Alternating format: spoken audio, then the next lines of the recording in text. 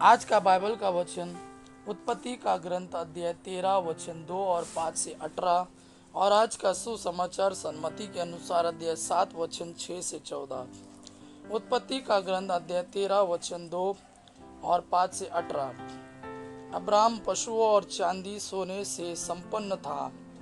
Lot Abram के साथ रहता था और उसके भी भेड़ बकरियां, चौपाए और तंबू थे। वह भूमि इतनी विस्तृत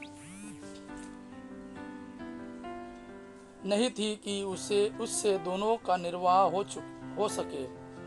उनकी इतनी अधिक संपत्ति थी कि वे दोनों साथ नहीं रह सकते थे। इस कारण अब्राम और लॉट के चरवाहों में झगड़ा हुआ करते थे। उस समय कनानी और परिज्जी उस देश में निवास करते थे। इसलिए अब्राम ने लॉट से यह कहा, हम दोनों में, मेरे और तुम्हारे चरवाहों में झगड़ा नहीं होना चाहिए, क्योंकि हम तो भाई हैं। सारा प्रदेश तुम्हारे सामने है। हम एक दूसरे से अलग हो जाए। यदि तुम बाएं जाओगे तो मैं दाहिने जाऊंगा, और यदि तुम दाहिने जाओगे तो मैं बाएं जाऊंगा।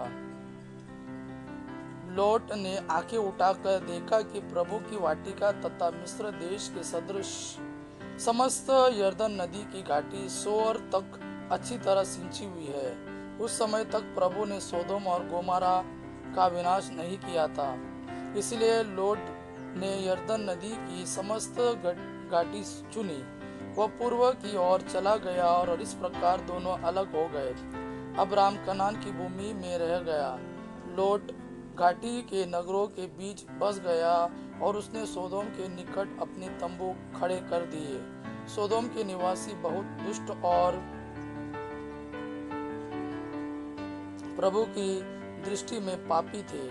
जब लॉट चला गया तो प्रभु ने अब्राम से यह कहा, तुम आंखें ऊपर उठाओ और जहाँ खड़े हो वहाँ से उत्तर और दक्षिण, पूर्व और पश्चिम की ओर दृष्टि दौड़ाओ। मैं यह सारा देश जो तुम्हें दिखाई दे तुम्हें और तुम्हारे वंशजों को प्रदान करूंगा। मैं तुम्हारे वंशजों को पृथ्वी की धूल की तरह असंख्य बना दूंगा। पृथ्वी की धूली कण भले ही कोई गिन सके, किंतु तुम्हारे वंशजों की गिनती कोई नहीं कर पाएगा। चलो इस देश में चारों ओर घूमने जाओ, क्योंकि मैं इसे तुमको दे दूंगा। अब्राहम अपने तंबू उखाड़कर हेब्रोन में मामरे के बलूत के पास बस गया और उसने वहां प्रभु के लिए एक वेदी बनाई। आज का सुसमाचार सन मत्ती के अनुसार अध्याय 7 वचन 6 से 14। पवित्र वस्तु कुत्तों को मत दो और अपनी मोती सूअरों के सामने मत फेंको। कहीं ऐसा ना हो कि उन्हें अपने पैरों तले कुचल दे और पलटकर तुम्हें फाड़ डाले। मांगो और तुम्हें दिया जाएगा, ढूंढो और तुम्हें मिल जाएगा, खटखटाओ और तुम्हारे लिए खोला जाएगा।